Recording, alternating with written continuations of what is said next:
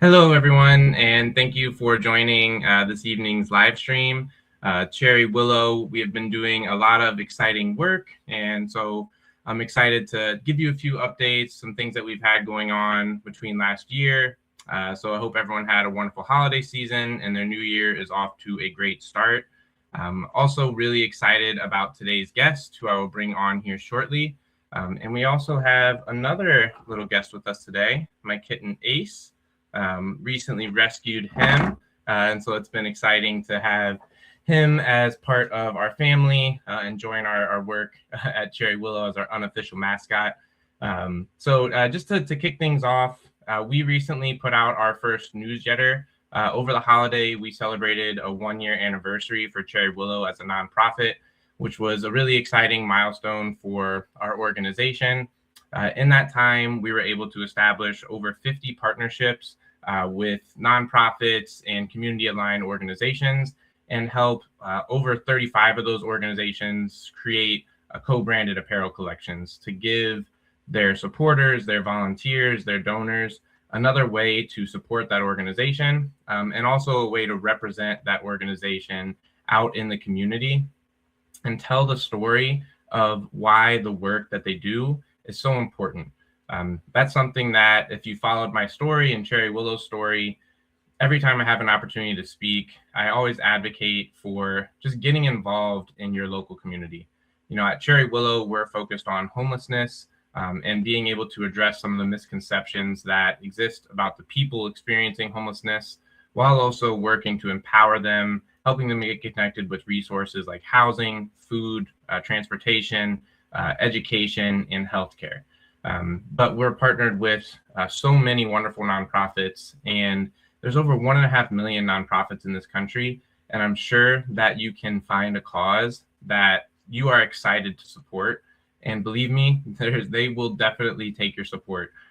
Even if that's just an hour of your time, if you're able to donate, $5, $10 a month, those small actions add up to a large impact, especially when we have a community of people that are doing them. And so that's just some of the work that we've been doing. One other update, I've been very involved locally here in Aurora, Illinois at a warming center. So I'm working with them on a storytelling campaign and going to be bringing you interviews with some of the staff, with some of the volunteers to help you understand why they take the time out of their day and dedicate themselves to supporting the people experiencing homelessness in our community. And then we're also going to be able to interview some of the guests that want to share their story with us. And the goal is always to humanize the people that are impacted by homelessness. And again, focus on the systemic problem that it is. Homelessness is really about a lack of affordable housing. While there are many paths that lead to homelessness, that is really the number one driver. And that is something that is outside of these people's control. 40 to 60% of people that experience homelessness are employed and work, and they're just not able to afford housing in their communities. And again, that's something that we need to affect policy change to bring about, the creation of more affordable housing. And the best way to do that is by helping the public and addressing that public perception change. Having affordable housing in your community is a benefit to your community. It lowers crime, it lowers the burden on emergency services, and there's so many upstream benefits of actually supporting people, providing them housing and a safe foundation that they can build from, and then surrounding them with services that they can take advantage of to actually, continue to stay housed and be positive contributors to their community. And that's something that, as I've worked in the nonprofit space, everyone that I've worked with has a really incredible story. And with all that said, I'm really excited to bring on today's guest. She is the co-founder of Adapt Apparel. It is a Canadian-based organization, and I'm really excited to welcome Katherine to the stream. I have a lot of great questions for her, but Katherine, I'd love to give you an opportunity to introduce yourself to our audience, and then share a little bit about your work at Adapt Apparel. But thank you for joining us today. Thank you so much for having me, Matt. This is an honor to be here. And yes, I am the co founder of Adapt Apparel. And we started about 2 years ago. And the story with Adapt Apparel is I'm a caregiver for both my parents who have Alzheimer's and mobility challenges. And when my father was in his final stages, the nurses said to me, "Your father really needs adaptive clothing." And like most of us out there, I really had no idea what that was. So I started looking into it and realizing that there really wasn't much out there. And dignity was and always will be the forefront of our mission. So we're designing clothing that really speaks about, easy and accessible clothing, which, is clothing that still keeps dignity at the forefront. Since my father has passed, my mother now, I'm still a caregiver for her as well with Alzheimer's and mobility issues. And she wears our clothing very proudly. And so that's really how the Adapt story began. That's really cool, and I love that it came from just a personal experience in supporting a loved one. My grandfather also had Alzheimer's, and my grandmother had dementia. And like I was relatively young when I remember them going through that, but I didn't ever think to the extent of like how the clothing that they're wearing could be causing them more issues. So I was curious, like in the early days, what was the problem that you were most focused on solving with the adaptive line? Well, with especially my father's illness, he really had stiff joints. And as a caregiver, also, we're really concerned about hurting your loved one and trying to get the clothing on them. And like, I mean, I'm going to talk a lot about dignity, but, I would see other, patients in the long-term care home that were wearing adaptive clothing, but their bare back was showing. And so there was really two things. I really wanted to have clothing that my father could wear proudly, and also that we could help him get dressed, still maintain a little bit of independence. As the disease progressed, that became less and less, but in the beginning, independence was a big issue. And we wanted to have that clothing. And when we felt that the clothing wasn't going on, with ease, that's where we started to see some behavior, because he was frustrated and communication skills started to decrease as well. I see that with my mother now. So any clothing that we put on her, we want to make sure that, it's not hurting her. So that was really, with ease and keeping dignity at the forefront. So those were the first couple things that that's why we really got into designing our clothing. Yeah, and how did you transition from like just coming up with this idea to support your parents and realizing like this is actually something that I feel like we need to bring to a much wider audience? If you could walk me through what that journey was like, that's always a really interesting like tipping point. Yeah. So I'll actually go back a little bit, Matt, because I think this is a key part of the story and my journey into Adapt Apparel is 21 years I was a special education teacher. So I worked with high need students with autism, Down syndrome. And so I really had a very good understanding of, sensory disorders or mobility issues with the students that I was teaching, and then transitioning into the caregiving piece of my parents. So it really kind of flowed naturally into it. It's a calling that I have, and it is something that I guess I've been working on for over 20 years. Yeah. Well, that's really cool. And like, so when you first got into like the special education space, I'm always curious, like, what inspired you to walk that path? And obviously that's led you to what you're doing today. But always really curious about the origin of that's a really challenging line of work and can be very emotional. What drew you to that? Yeah, I guess I'm I'm drawn as a caregiver and an empath. And I've always, even today, I'll always fight for the underdog.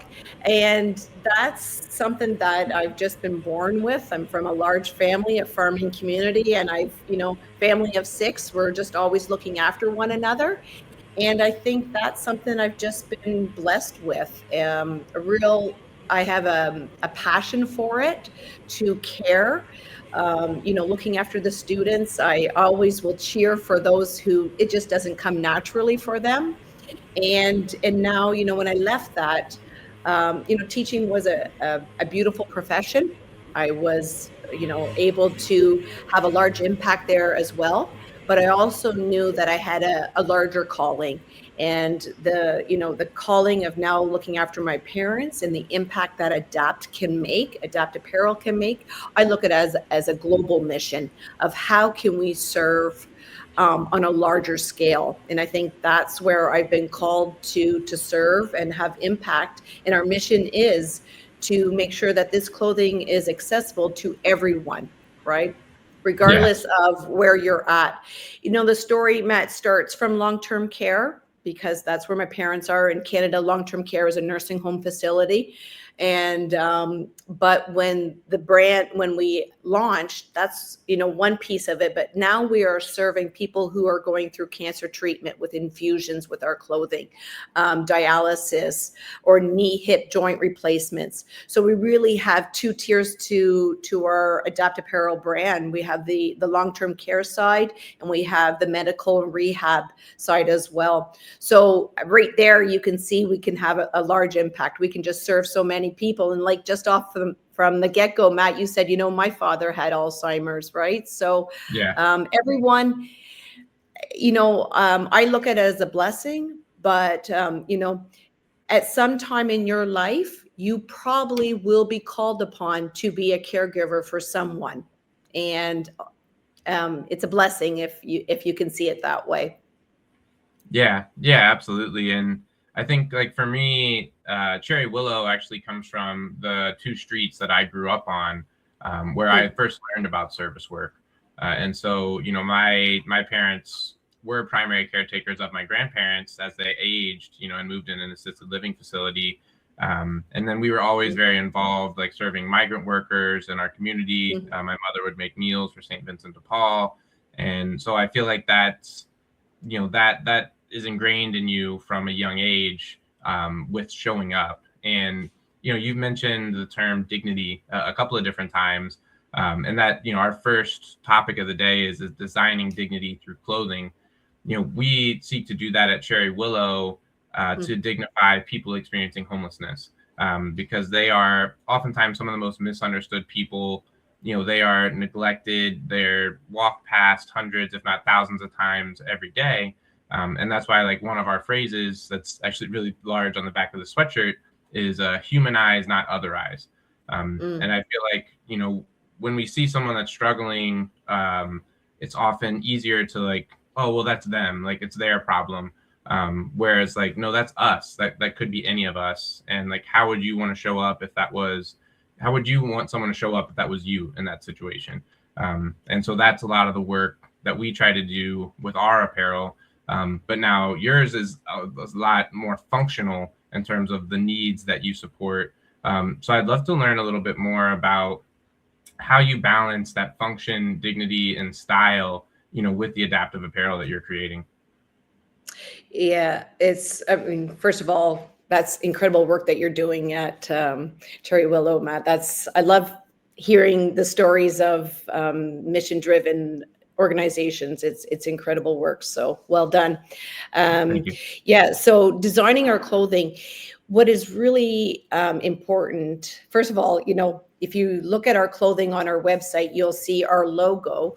Our logo is actually my mother's thumbprint. So Cool. our design process is lived experience. So it's not just clothing that, I've come off the streets and I'm like, oh, I think someone who is going through knee or hip replacement, I'm going to start designing clothing.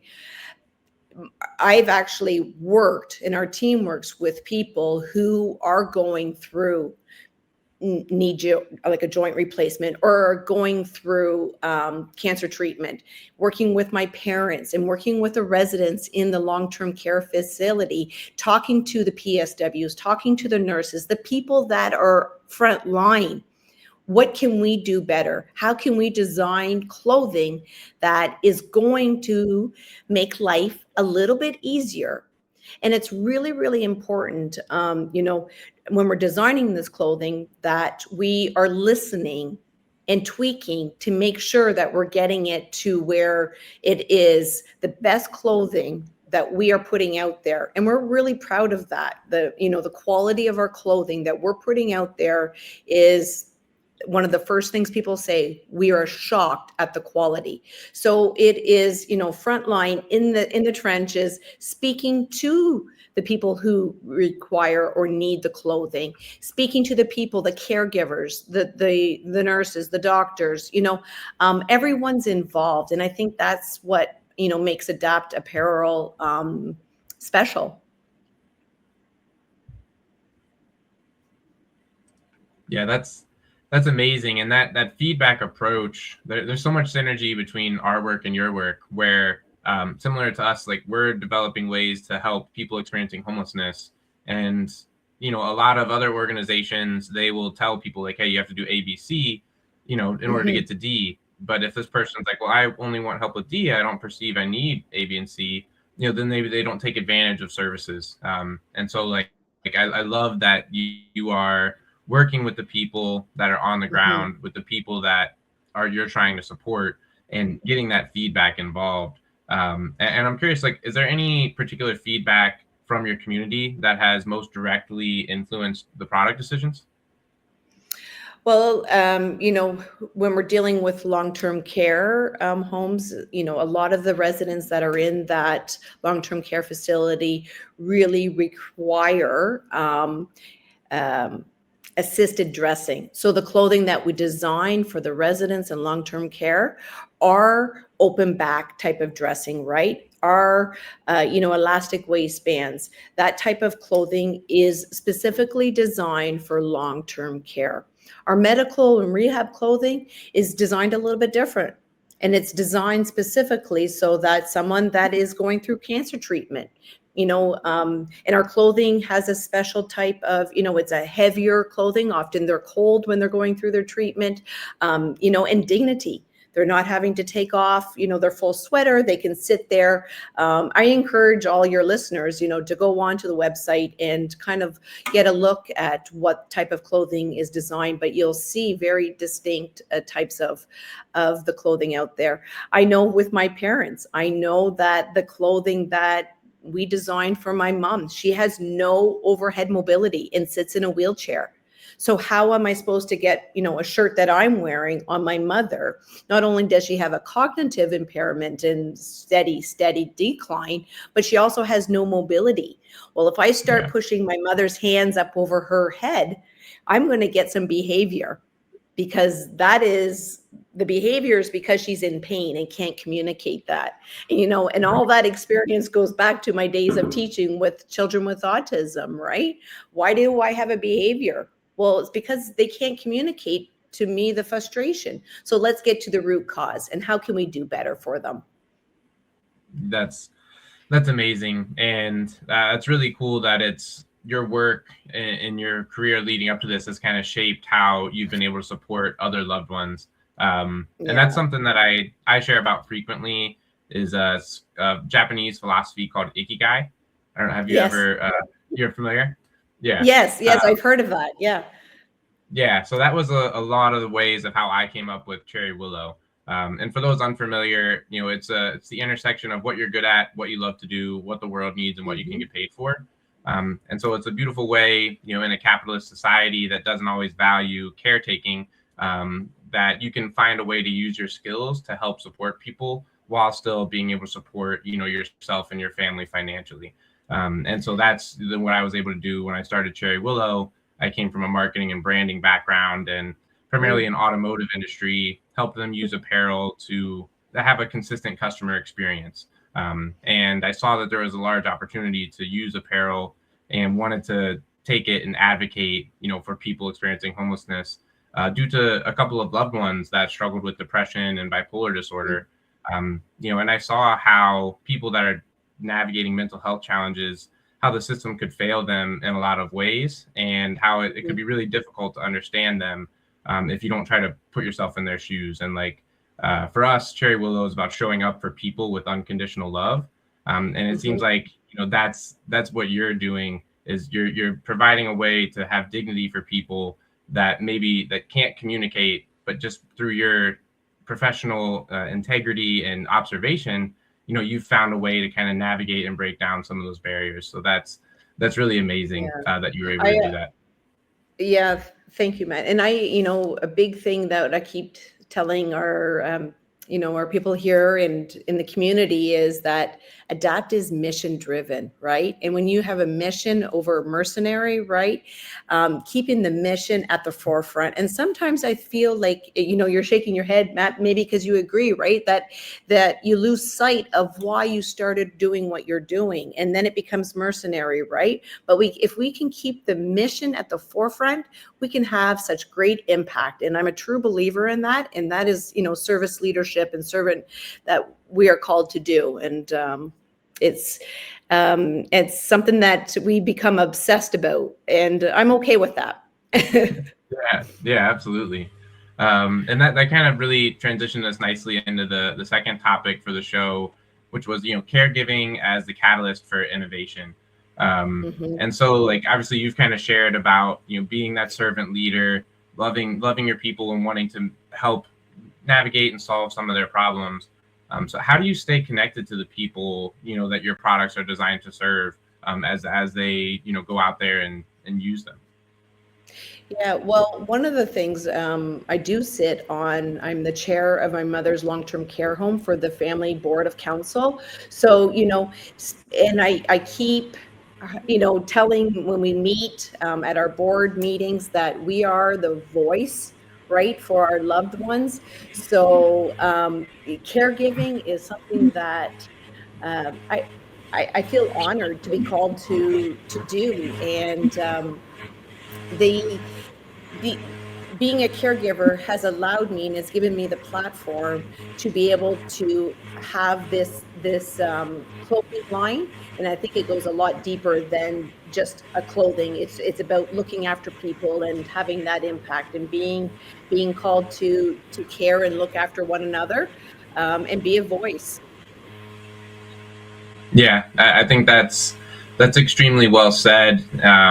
And again, it kind of ties into back to our work with homelessness, where the people that are experiencing homelessness often feel that they don't have a voice. They sometimes feel invisible because they're not looked after, they're not included, and especially when it comes to policy decisions. It can be very challenging for them to even go out and vote because they are so disenfranchised from these systems that have continually failed and let them down.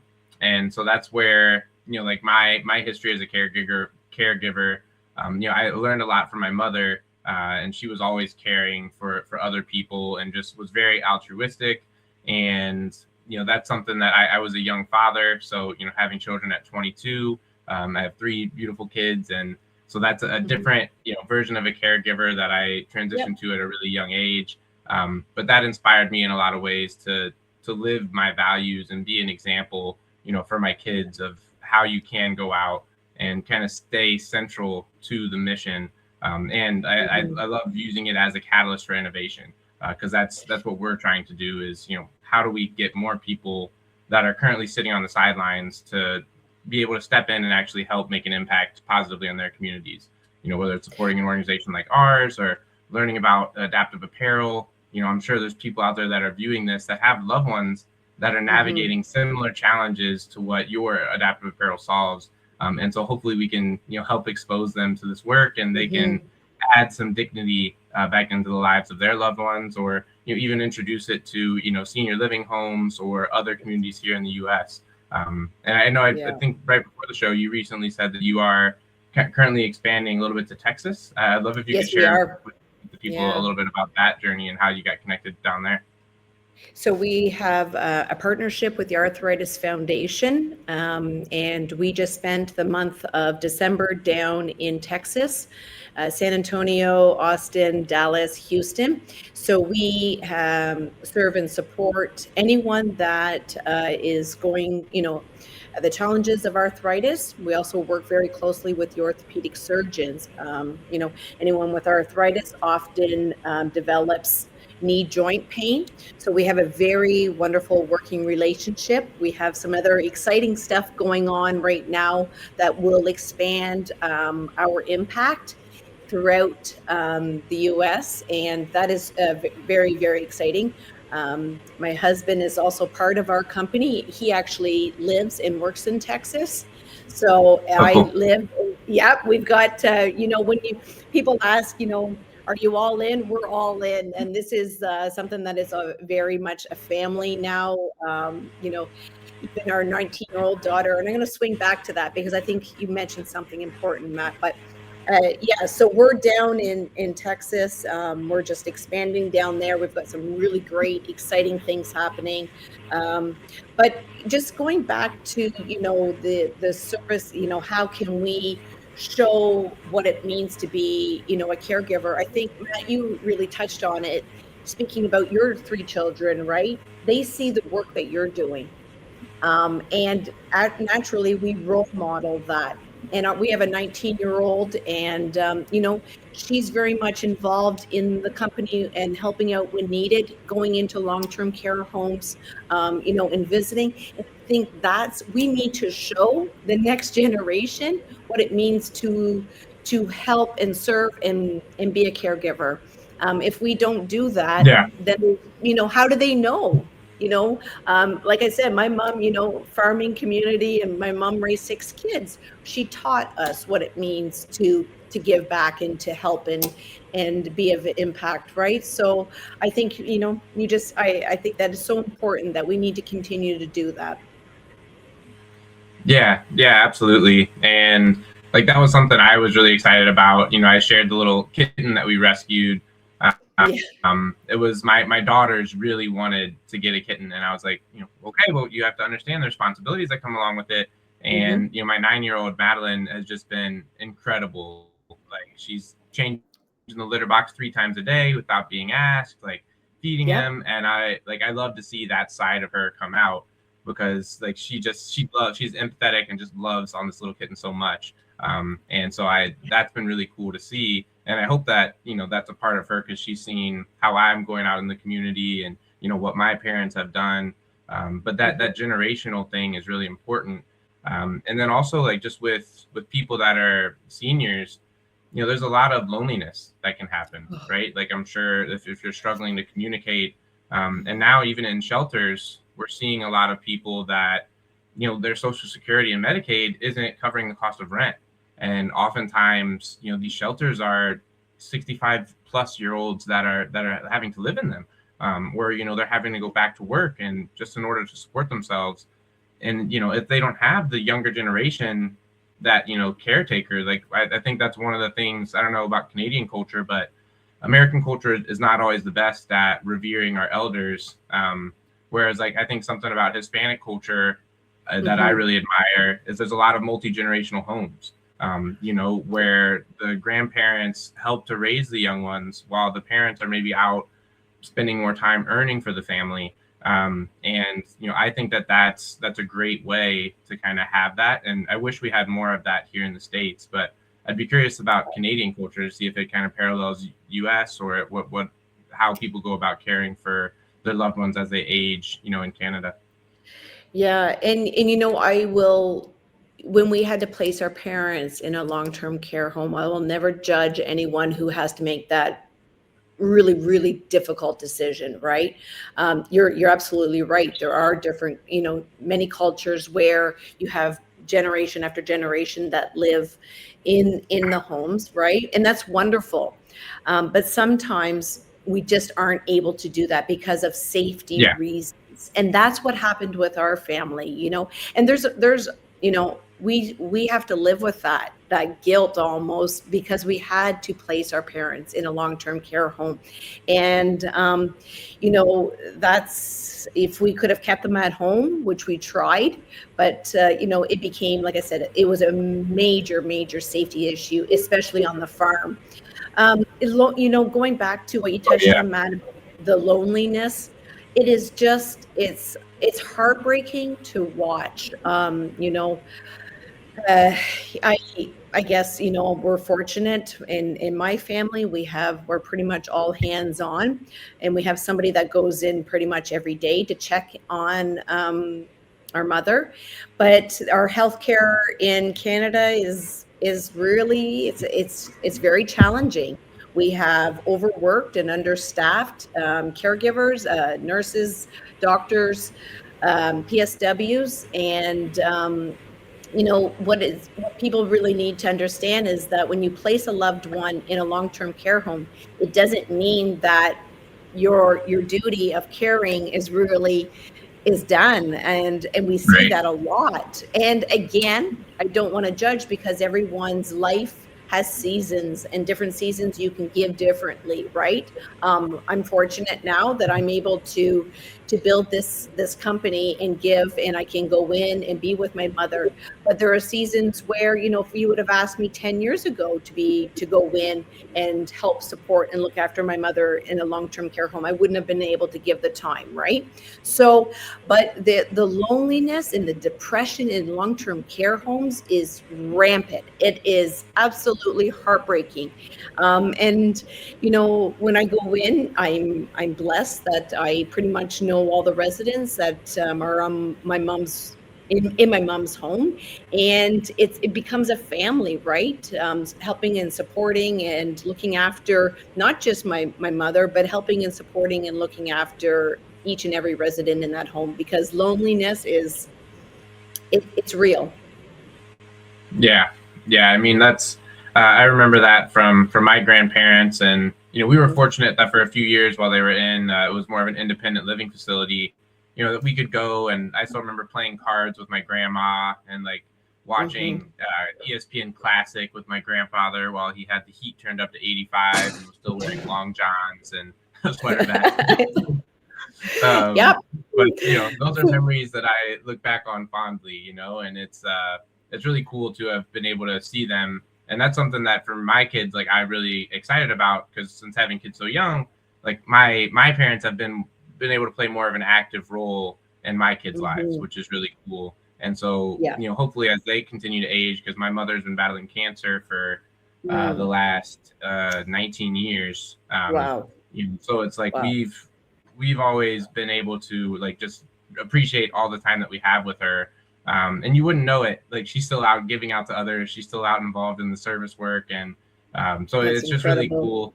And I think there's so much that we can learn from our elders, and just by showing up and like listening, they have incredible stories, and just Mhm. so much wisdom to give back. Absolutely. And I think one of the things that a lot of people struggle with, especially, when I speak of our 19-year-old, is when your loved one loses the words to communicate. Well, what do you go in there and speak to them about, right? It becomes a challenge. And I speak about this on my social media feeds, that, let your loved one know that they're loved just by a touch of a hand. Music is wonderful, very calming, very soothing, and memories. So pictures are a wonderful tool to calm and relax.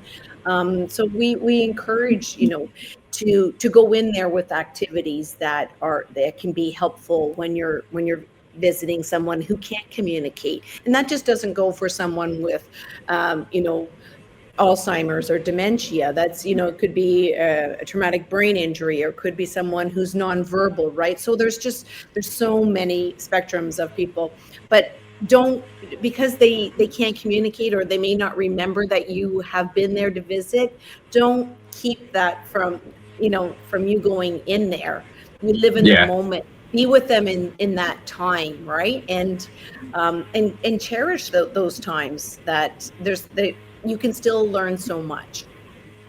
Yeah, I mean, presence is just very important, and being able to share your energy, and like, because you can still laugh, and they while they may Yes, not be able to understand context or a different, like, they can feel that still. And so, yeah, showing up, absolutely. being present, that's Yeah. that's something that's really important. Yeah, and And so I it doesn't have to be a long visit either, right? I always yeah. say it doesn't have to be hours and go, when they've had a good meal and they're not tired, so fresh during, at the beginning of the day always works better. So, yeah. Yeah. And so I'd love to kind of transition into our last topic of the day here, which is, building a purpose-driven brand that creates impact. Whenever I have an opportunity to speak to a founder, I know how challenging it has been to get Cherry Willow, off the ground and build something Mhm, from the ground up. So I was curious, like, what's been the hardest part of turning mhm. your mission-driven idea into a sustainable business? I think the most challenging part, Matt, is adaptive clothing. Like 95% of the people, when you say that, really don't have a really good understanding of what that is. So the educational piece has probably been the greatest challenge. Um, just really educating our community on what adapt is all about. So sometimes you have to slow down to go faster. And we realized that when we first launched, we came out really, really hard, but we have to build a really good foundation and brand awareness of who we are. And I think in the last, 8 months, we've really done a great job of that, of educating our community on adaptive clothing and what that is. That would probably be there's so many challenges out there as a um,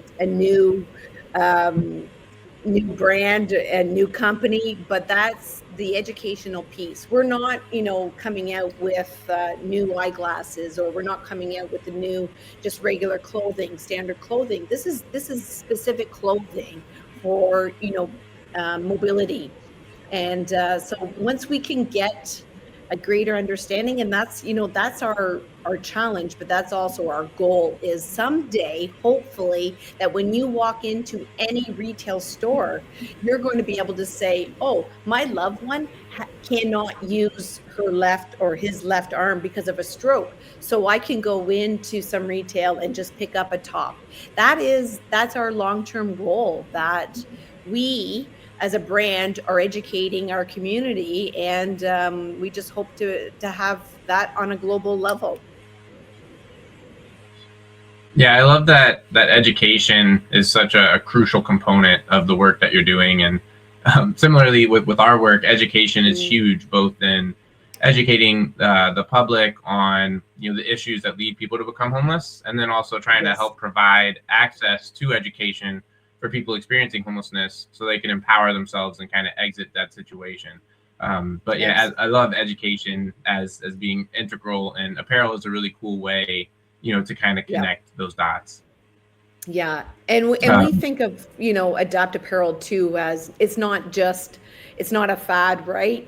This is long. This is, your kids, our kids, right, are going to be able to have adaptive clothing that is readily available in every store. So this is a long journey. It's not a sprint, and some days we wish we could go a little bit faster so you can have that quicker impact, but I think I'm repeating myself, but building a really good foundation and I'm really proud of the foundation that we've built with Adapt. So, yeah.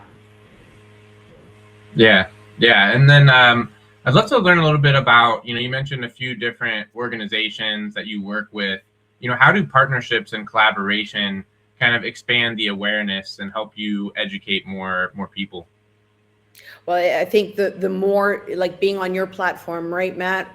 The more that we can get involved with different organizations and partner with larger organizations, it allows us to have that platform.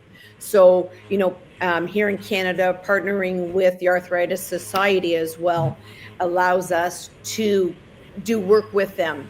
Um, in partnership, going into the US market and partnering with the Arthritis Foundation. And another big partnership that's coming that, I can't say right now, but we're right there, is going to be a massively beneficial to us as a brand. So, when someone says, will you jump on a podcast? Of course, I'll jump on a podcast, because that means that we can have impact in a greater level, right?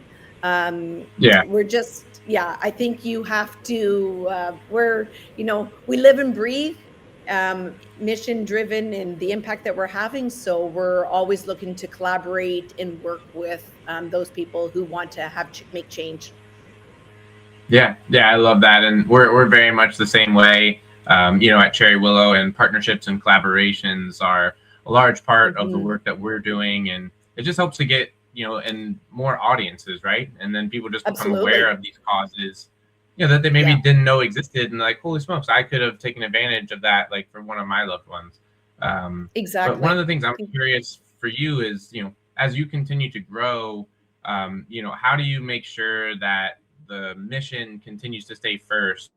Because Mm, anytime you're talking about scaling, profitability becomes a large portion of that. So how have you been yeah. able to kind of keep the mission first while you're growing and expanding? Well, when we down as our team and have our meetings, your core values, when they're right on your wall and you can review those and go over them, and anytime something that comes across, our table and in front of us, and we think that that doesn't align with our core values of Adapt Apparel, then we need to make sure that we don't just jump on something that is a quick and easy way to get ahead, that's not really going to be of service to the people in our community. So I think it takes a community, and it takes everyone that is working with Adapt to make sure that we stay true to our values, our morals, and our integrity is number one. And if it doesn't align with who we are, then unfortunately, I hope that we can continue as we grow, not to just to jump into something that is not going to be of service and impact to other people. So really staying true to our core values, integrity. Yeah, yeah. And that's Yeah, it's always just interesting because when you look at business and like social enterprise and wanting to do good, there's always this Hmm. catch-22 of like, well, the more money that we raise, the more good that we can do. Yeah. So it's like making sure that you strike that balance of always keeping the mission first. Always. Yeah. I love mission over mercenary, right? It's Yeah, but it is hard, because you're right. The more, capital that you have, then the greater impact and of service you can be. So it's that's, I guess, Matt, that really ties in, or I should say, the people that are in your circle that are, you're building this brand with, making sure that the five people that are sitting around your table have the same morals and ethics and integrity that align with your brand. And if they don't, then, I think then it's easy to be persuaded to go down a road that you're not going to be proud of. So just yeah. keeping your circle tight, and the people that are going to help you make those decisions to have impact are the right people. Yeah, the culture is really important, and making sure that everyone is Yeah. aligned, and that's been extremely important for myself as we built out our team at Cherry Willow Apparel, that make sure that everyone's here with the mission Yeah. first in mind. And obviously we're all working towards being able to support ourselves and our families and be able to continue to grow and make more of an impact. But at the end of the day, we're trying to inspire more people to get involved and support the millions of people that need help across the country and across the world. um, Right. and so I'd love you kind of shared a little bit about the vision for Adapt Apparel, getting in and like being able to go to any retailer and Hmm. have the adaptive wear.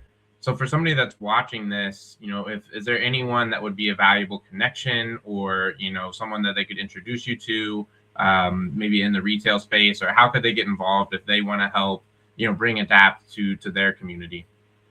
Well, like I said, we're always open and to every conversation. I think you're one conversation away from changing the trajectory of your life, your loved one's life, your the people in your community, right? So, if there's anyone that's listening to this, please reach out. You can find us on social media at Adapt Apparel, Instagram, Facebook, LinkedIn. Send us a quick email. But yeah, the goal and the vision. If I look at long-term care, if I had the perfect scenario, and if we could, I would love for every resident to have access to easy and accessible clothing. And maybe that means that upon intake, that they are gifted with an adaptive suit of some sort, or some piece of clothing that would make their welcome visit into their new home, because it is their home that they're transitioning into. How wonderful would that be, right? Yeah. That's a beautiful vision that I have. If someone that is going to have a cancer treatment, maybe that's the doctors that they're working with, or that is something that they would have the opportunity to have access to through some, because not everyone can afford it. So is there funding that's available? And then on a just keep growing in the retail space, that the education piece, where it's not, when you mention the word adaptive clothing, it's not, oh, let me Google that. It's like, I know what that is, I know where I can get it. So retail is once we get the educational piece down, then when you walk through the stores and you see adaptive clothing, you're going to know what it is. Yeah, that's really amazing. And we actually have one of our partners, Tactus Music, that is in a similar adaptive clothing space, but they've created wearable technology that allows deaf people to experience music. Ah. So it's really cool to be partnered with other organizations that are using apparel as like a force for good and to increase accessibility. And I'm curious, like, how do you think adaptive fashion will evolve, in the next decade? Well, fashion is evolving.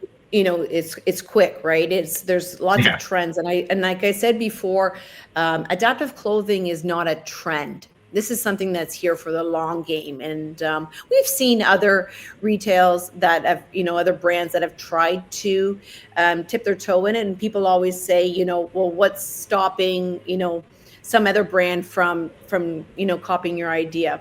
Well, absolutely, right? Anybody can, but they don't have the mission and the story behind their brand. And that, right. and I'm very loud about our mission and the story of how Adapt started. So it's like I just keep repeating myself. I think is with the education and staying consistent in the long-term game, the long game, that we're going to have everyone have access to it. So, but it's going to take a lot of you know education and pursuing this, and having the collaboration and support to make adaptive clothing accessible to everyone. And that's Yeah. inclusivity, right? Yeah, absolutely. That's really well said. And as we're getting towards the close of the show here, I always like to carve out the last few minutes to just ask like ways that you can reflect and maybe advice for some people that are trying to do similar things. So yeah, I'd love to know like what has building this brand taught you about resilience, Mhm. and how you're bringing dignity to these people. Well, resilience is, it's a strong word. And if you are, starting off and building a brand, uh, you're going to have the highs and the lows. There's been many all been rosy, but I have a very strong support. Like I said, it's a family behind us that have, you know, um, are all in on it, and that when I think of the people that we're helping, it just keeps it keeps us going, right? It keeps the brand growing, and if without my time and being called to help my parents, I would have never ever had this opportunity. And when I you get down and you get frustrated with certain things, I always think, why are we doing what we're doing, and why am I here, right? And I know my father, who's no longer with us, he'd be extremely where we're going, and I keep them at the forefront. So we with our challenges, we just every hurdle we've been able to overcome, and the next hurdle we're going to be that much stronger, and we're going to be able to overcome that one. So every time you get a little bit stronger, and there's a reason why Yeah. I've been put into this situation, and I know this is happening to me and to our brand, and that we are in the right place, and at the right time we can have a really great impact. So I know I'm right where I need to be. Yeah, that's amazing. And yeah, another question I had was, if someone wanted to start a mission-driven apparel brand today, what would you tell them to focus on first? Like I'll answer this one first, because I know at Cherry Willow, like we kind of both went down a similar path, and focusing on that education piece, right? Like Mm-hmm. understanding what is the goal of the brand, and making sure that that is prevalent first before you kind of like add, how do you then add apparel into that. So for us, like that was central. Like our message was around homelessness and the misperceptions, and there was a lot of different ways that we can educate, and then how do we incorporate that education into our apparel, so that we can have the most impact as a brand. But I would love Right. for to hear what you would answer that question. Yeah, I guess if someone was looking at starting a mission-driven brand, what is the problem that you're trying to solve? Right? So the Yeah. problem that we're trying to solve is to have easy and accessible clothing for anyone with any mobility or cognitive impairments. So that's the problem. And when you have a problem that you can help solve, you've got a mission. You've got to Yeah. you're you're off. Let's go, right? And I would also say that you know if you wait till you think you have to be 100% ready, you'll never start, because Yep. there is no perfect scenario. There is no perfect time. Just start. And build it as you go and figure it out. My favorite word is everything is figure outable. Yeah. And what's the worst that could happen? you know Right. so I just, yeah, like, just solve a problem and start before you're ready. Yeah, that's one of my favorite phrases is action is the answer. Like Yes. ideas are great, and but they're never going to be fully fleshed out until you put them into action. Yeah. Because you may have Yeah. like this greatest idea, you may think you're solving this huge problem and this need, and then you approach the people that you're trying to help, and like actually XYZ would be more helpful. And if you already put all Yes. this time, you can attach your ego to it, and then it can make it harder to change, to actually solve the need of the people that you set out to do. But that's where it's like when you take action and you ask for feedback and then you improve on that feedback, that's how you Yes. can really make sure you're staying aligned with the people that you've created your organization or your brand to serve. Yeah, you hit on two of my favorite words too. Messy action is better than no action, right? So get in action. Talk is one thing, but you need to get in there and show what you're all about. So and then leave your ego at the door, right? Just leave it, because you've got to be able to handle the criticism that comes with it, and the feedback that of how you can do better. And if you can, just get into action and leave your ego at the door and keep your mission, you're gonna. And you touch on it too, Matt. Right? It's a long game. It's a long game. We're often Mhm. put in. People want that instant, right? Like it's never quick enough. Yeah. But yeah, and I could go on and on about that. Yeah. But no, that's it. Those are good. um, yeah, and then I'd love for you to share a little bit. Like this is something that I get asked a lot, is doing the work that we do and like serving the communities we serve. There's often a lot of emotionally heavy work. So how do you personally stay grounded, when you're trying to support people who really may be struggling? Yeah, it's I forgot to mention this part, Matt. After my teaching career, I opened and I still run to this day a health and wellness business. So my mental health is number one. You know, I'm a big walker. I'm a big exerciser. I love nature, and making sure that I'm feeding myself proper nutrition, and because it is emotionally exhausting. It's not physical, right? It's emotionally exhausting when you're serving people that are struggling in an area. So really making sure that I'm looking after my mental health is number one. And I talk about that openly on my platforms of, and people know that about me now, that, if I am overloaded, my mornings are sacred time, and that is my time to really ground myself. Sleep is also very, very important. So exercise and sleep and nutrition, and just carving out that time so where I can be quiet, because it's very noisy out there. Yeah. Yeah, that self-care, is so crucial.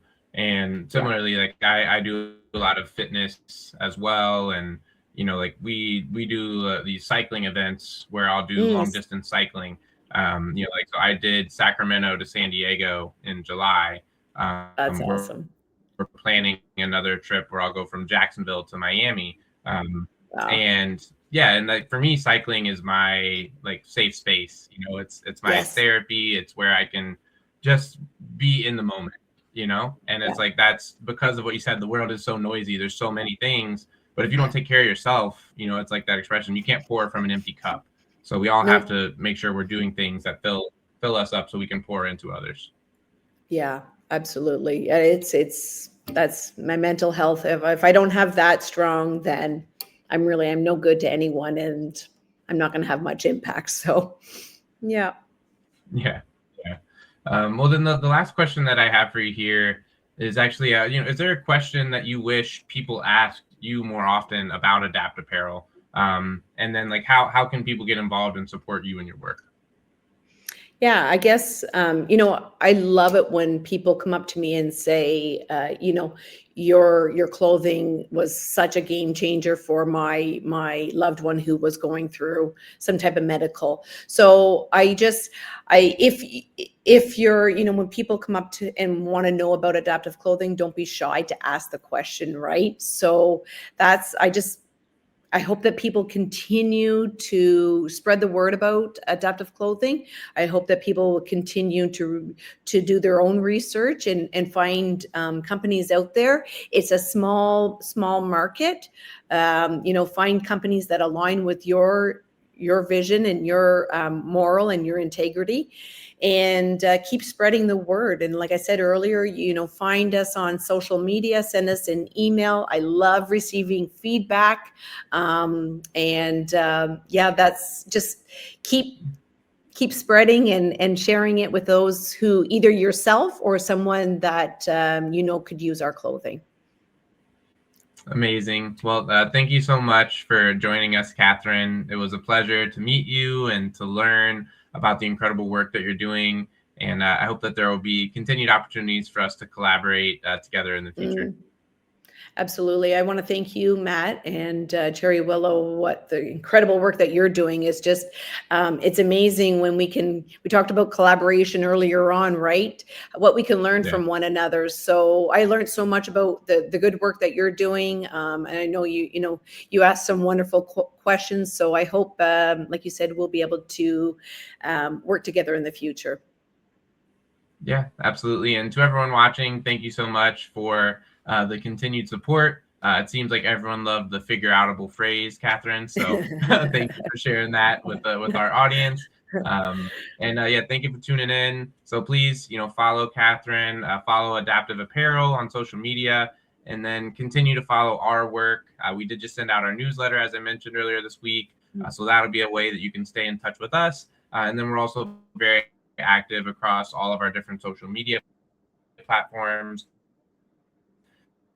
And I'm really excited doing interviews with people, nonprofits. So if you do know of a nonprofit that would like to share their story, have them reach out. Would love to either host them on the show or meet up with them in person to interview them and help create content so that they can spread the awareness about the amazing work that they're doing. And hopefully we can together inspire more people to get involved, whether it's supporting Cherry Willow, whether it's supporting Adaptive Apparel, or any of the wonderful nonprofits that exist. So thank you so much, everyone, and I hope you have a wonderful evening. Thanks, Matt.